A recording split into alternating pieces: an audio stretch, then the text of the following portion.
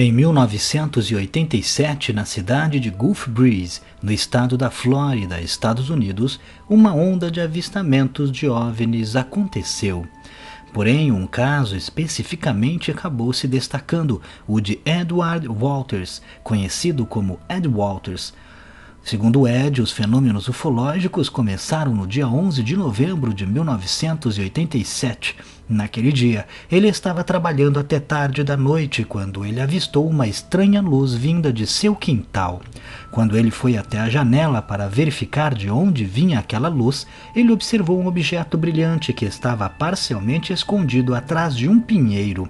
O objeto estava a cerca de 9 metros de altura, bem de frente ao seu quintal. Ed, maravilhado com a visão que estava tendo, correu para a rua e conseguiu observar melhor o objeto, o identificando como em formato de peão, com uma fileira de quadrados escuros separados por janelas e na parte de baixo um anel brilhante.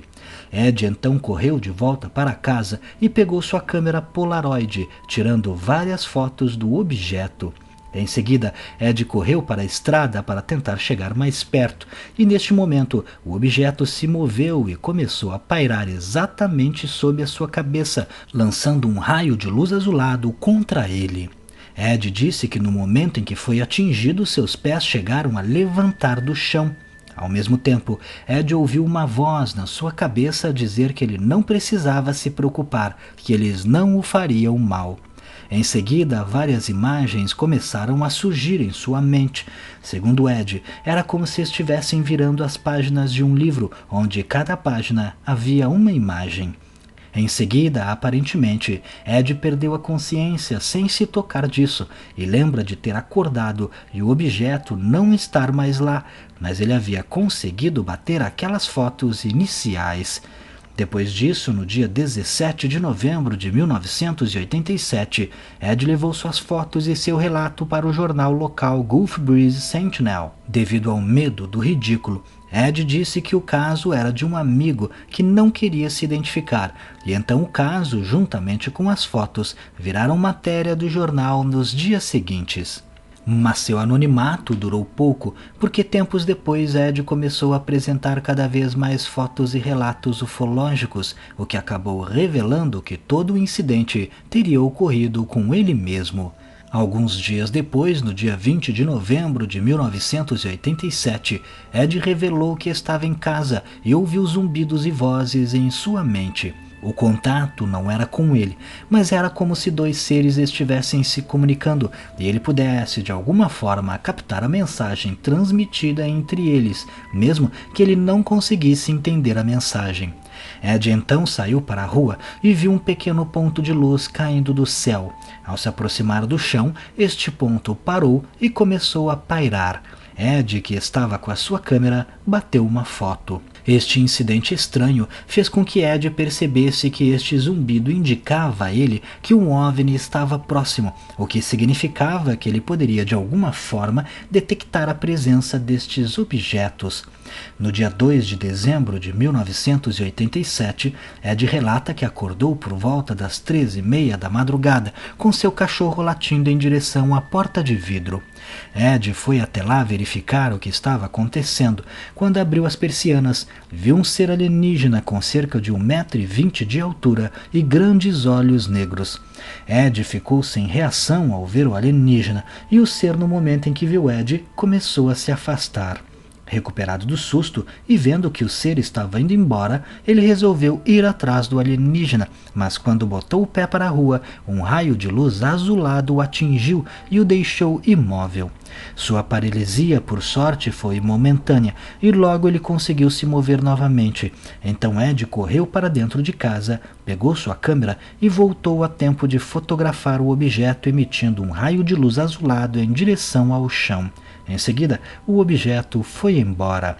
Ed acreditava que o objeto lançou aquele raio de luz azulado para levar o alienígena de volta para a nave, momento este que foi flagrado por sua câmera. Poucos dias depois, no dia 5 de dezembro de 87, Ed relatou que um objeto estava pairando acima de algumas árvores que se localizavam perto de uma escola, que ficava também bem próximo à sua casa. Ele conta que viu o objeto descer e começar a pairar mais perto do chão. Ele então conseguiu fotografar o objeto e, em seguida, o OVNI foi em sua direção e ele ouviu uma voz estranha dizendo: "Não resista em sua mente". Nesta oportunidade, Ed também conseguiu tirar foto do local do pouso do objeto. Devido a todo o seu caso, com vários incidentes e evidências fotográficas, Ed recebeu apoio da MUFON. Os ufólogos iniciaram uma investigação do caso e, após uma análise inicial, eles se convenceram de que todo o material apresentado dava credibilidade aos relatos de Ed. Porém, essa conclusão não era unanimidade. Os ufólogos do CUFOS, que é a sigla para Centro de Estudos de OVNIs, não acreditavam no relato de Ed. Para eles e também para uma boa parte da comunidade ufológica, as fotos eram claramente encenadas. O tabloide National Enquirer mostrou interesse em comprar as fotografias de Ed, mas antes eles queriam ter certeza de que era algo realmente válido. Por isso, eles encaminharam para Robert Nathan, da NASA, para avaliar as imagens. Robert não foi capaz de certificar como genuínas as fotografias, colocando em dúvida a veracidade delas, e por isso o tabloide desistiu da compra. A William Morrow Company, que foi a editora dos livros de Whitley Strieber, um escritor que teria sido abduzido por alienígenas, mas que possui vários pontos que colocam em xeque a credibilidade de seu relato, também procurou Ed para que ele escrevesse um livro sobre suas experiências. A editora teria adiantado $200 mil a Ed, e o título do livro seria UFOS, Prova Definitiva. A William Morrow Company, antes de produzir o livro, enviou as fotos de Ed para análise e, assim como o tabloide, também recebeu uma resposta que botava em dúvida o material, o que fez com que a editora mudasse o título do livro para Avistamentos de Gulf Breeze, os avistamentos múltiplos de OVNIs na história dos Estados Unidos. O livro, inclusive, foi lançado em março de 1990.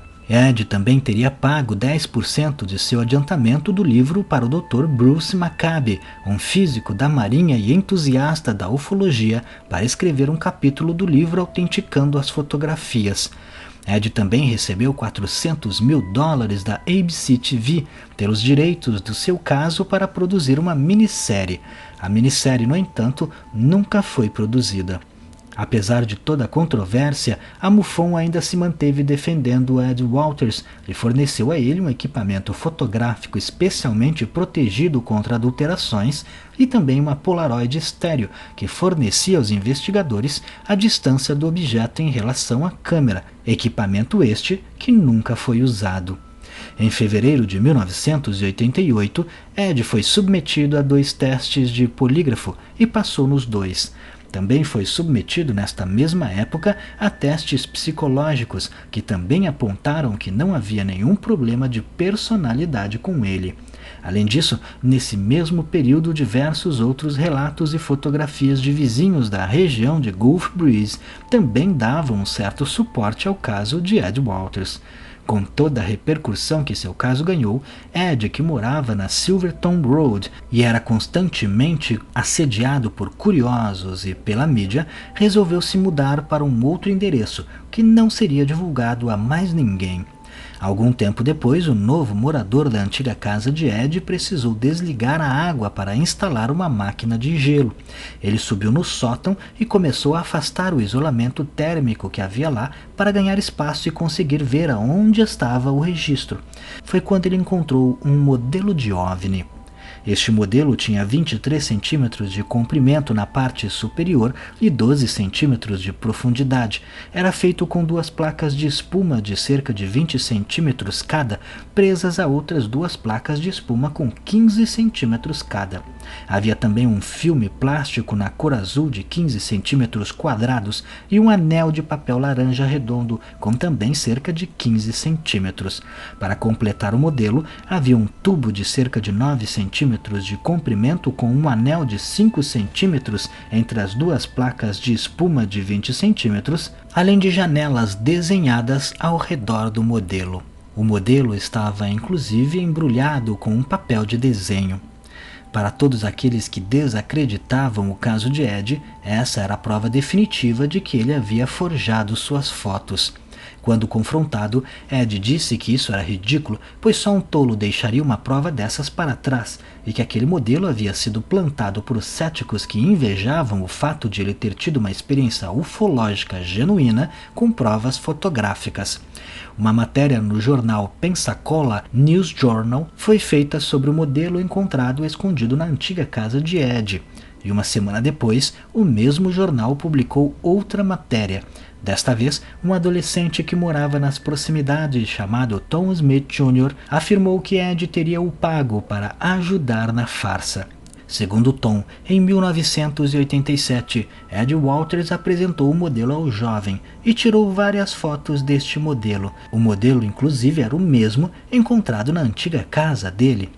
Depois ele utilizou uma técnica de dupla exposição na hora da revelação da foto, mesclando com fotografias do céu e de paisagens. Tom também conta que Ed teria convidado o jovem a ser testemunha da veracidade das fotografias em troca de dinheiro, mas Tom disse que acabou não aceitando por medo de consequências futuras, como talvez um processo judicial futuro. Tom disse que no início achava que tudo era uma brincadeira de Ed Walters, mas quando ele viu que Ed queria mesmo levar a sua história adiante e ganhar dinheiro com isso, Tom resolveu recusar. Sobre o caso da aterrissagem do OVNI, Tom disse que Ed utilizou um trampolim de cabeça para baixo e pulou nele, a fim de causar uma depressão dura no solo. E ainda afirmou que o feixe de luz azul na foto do OVNI foi criada expondo a fotografia a um pequeno risco de luz durante a revelação.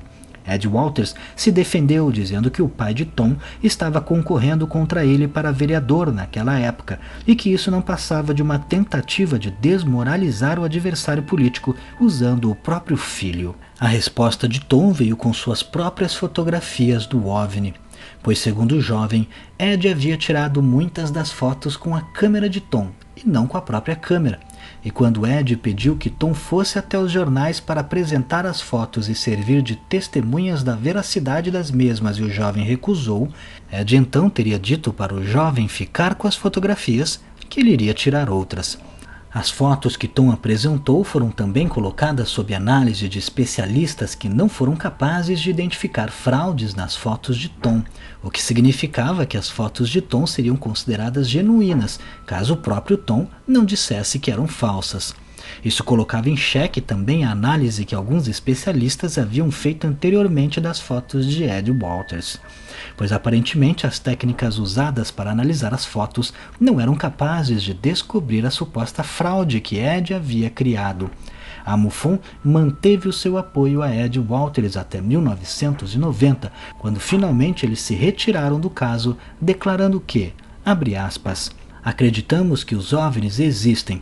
Entramos nesta investigação com viés natural e favorável para o caso Walters, mas nossa investigação e análise levam à conclusão de que várias, se não todas as fotos, são prováveis embustes. Fecha aspas. Depois que a MUFON se retirou do caso, a credibilidade de Ed Walters e todo o seu caso foram severamente abalados. Apesar disso, muitos moradores locais ainda afirmavam que OVNIs realmente foram avistados naquela época na região de Gulf Breeze. Neste caso, temos um incidente que ficou muito famoso, mas que é recheado de controvérsias. Ainda hoje existem aqueles que defendem Ed Walters e afirmam que suas fotos são genuínas, mas a maioria está convencida de que as fotos foram na realidade montadas para ganhar fama e dinheiro. Se as fotos de fato são falsas, o que realmente aparenta ser, Ed conseguiu seu objetivo ganhando dinheiro e um livro publicando sua história. Este incidente mostra principalmente como é difícil para os ufólogos conseguirem diferenciar o que é real do que não é, justamente por não ter uma evidência direta que possam aplicar o método científico. Tudo acaba se resumindo ao relato das testemunhas a evidências fotográficas, que são extremamente difíceis de se certificar como genuínas. Mesmo especialistas podem ser enganados, pois como já disse em outros vídeos aqui do canal, quando se analisa uma fotografia, apenas se tenta identificar ela como não sendo uma montagem. Mas se o objeto fotografado for um modelo ou uma tampa de panela, por exemplo, não há como ninguém conseguir identificar essa farsa. Isso porque não há como se certificar que um OVNI em uma imagem seja real, porque não temos a menor ideia de como é um OVNI. Temos relatos, desenhos, mas de fato não sabemos o suficiente para poder, em apenas uma foto, dizer se uma nave realmente é alienígena ou não. Mas e você? O que acha? Não deixe de comentar. Se gostou, clique em gostei. Não esqueça de se inscrever no canal, vire membro, se puder, clicando em Seja Membro, e me siga lá no Instagram.